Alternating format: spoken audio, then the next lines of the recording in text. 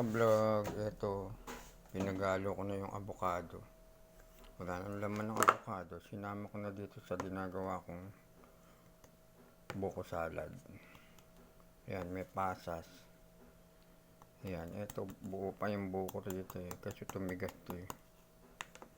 Kaya, ayan, ito ang isang buong buko na kinayod, tumigas. Nilagay ko sa freezer. Like, share, and follow nyo lang.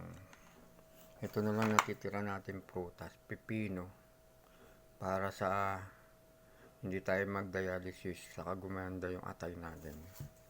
Itong mangga, masustansya rin.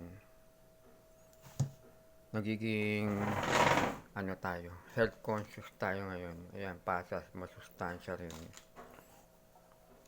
Pineapple chunk, masustansya rin.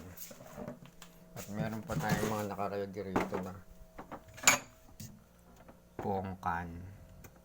At meron din tayong labahita. Meron tayong atay. At siyempre, hindi mawawala ang mansanas. Like, share, and follow nyo lang ang mga inihanda nating masustansya. Ito, may itlog din tayo. Masustansya din to. Protina. At ito ang pinaka-favorite ko. Buko salad.